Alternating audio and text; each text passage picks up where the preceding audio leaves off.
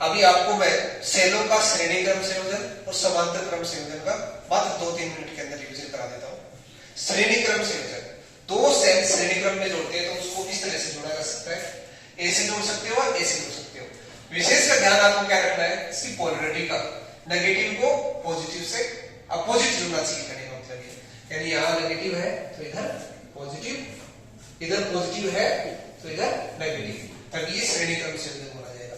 एक ही पंक्ति के अंदर जोड़ा जाएगा तो उसे बोलते हैं श्रेणी क्रम, आगे पीछे की पंक्ति में जोड़ा जाएगा तो उसे बोला जाता है समांतर क्रम संयोजन। सबसे पहले हम देखते हैं सेलों के श्रेणी क्रम संयोजन में किस तरह से हम लास्ट में विद्युत वाहक बल, तुल्य विद्युत वाहक बल का मान निकालते हैं और तुल्य उनकी प्रतिरोध का मान निकालते हैं, आंतरिक प्रतिरोध का मान निकालते हैं। सबसे पहले आपको इसमें एक चीज ये भी मालूम होनी चाहिए कि जो प्रतिरोध होता है, आंतरिक प्रतिरोध, उसकी परिभाषा क्या होती है, टर्मिनल वोल्टता की क्या परिभाषा होती है, विद्युत वाहक बल की क्या परिभाषा होती है।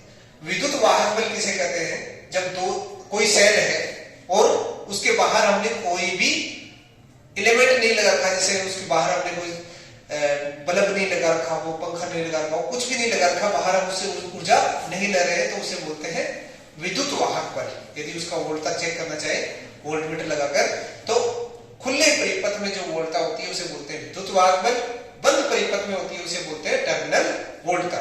अब आंतरिक प्रतिरोध क्या होता है, तो जब एक सेल होता है, सेल के एक इलेक्ट्रोड से दूसरे इलेक्ट्रोड पर कोई आवेश जाता है तो उसको बीच रास्ते में आयनों से क्या करनी पड़ती है, टक्कर करनी पड़ती है, तो टक्कर के कारण एक अवरोध उत्पन्न होता है, उसे बोलते हैं आंतरिक प्रतिरोध। इनकी परिभाषा आप एक बार देख लेना। अब हम संयोजन पे आते हैं।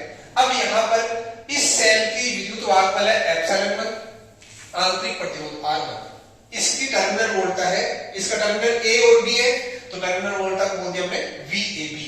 इसी प्रकार ये दूसरा सेल है एप्सिलॉन2, R2 और VBC।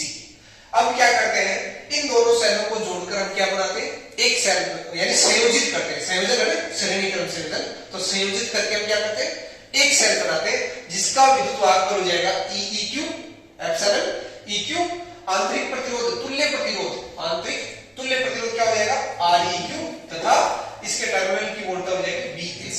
चलो देखते हैं श्रेणी क्रम संयोजन में आपको एक बात याद रखना है कि यहाँ जो विद्युत धारा है वो क्या रहती है, नियत रहती है, यानी दोनों सेलों में एक ही विद्युत धारा प्रवाहित होती है। कभी भी एक तार की आप बात करो, एक तार में कितनी दूरी चले जाओ, हमेशा विद्युत धारा का मान समान रहता है, ठीक है। एक तार में यदि वो एक तार के आगे दो तार जुड़ गए तो वो विद्युत धारा बढ़ जाती है, 2 में बढ़ जाएगी, 3 जुड़ गए 3 में बढ़ जाएगी, 4 जुड़ गए 4 में बढ़ जाएगी, है ना। पर ये एक तार कितनी अनंत लंबाई तक चलेगा तो विद्युत धारा हमेशा क्या रहती है, समान रहती है। अब उस कॉन्सेप्ट को ध्यान में रखते हुए इसको सोल्व करते हैं। सबसे पहले इसका जो वोल्ट टर्मिनल वोल्ट है उसका मान क्या होगा, तुल्य वाला VAC इक्वल टू इसके ऊपर कितनी वोल्ट है और इसके ऊपर कितनी वोल्ट है, दोनों को जोड़ दो। अब आपने एक समीकरण पढ़ा होगा विद्युत वाहक बल और टर्मिनल वोल्टता का समीकरण, वो क्या कहता है, विद्युत वाहक बल टर्मिनल वोल्टता बराबर होता है विद्युत वाहक बल माइनस IR। तो इसको हम यहां लगा देंगे। VAC पर क्या लगेगा, epsilon EQ minus IREQ। VAB पर क्या लगेगा, एप्सिलॉन1 माइनस IR1। VBC पर क्या लगेगा, एप्सिलॉन2 माइनस IR2। इसको सिंपली हल कर लो एप्सिलॉन।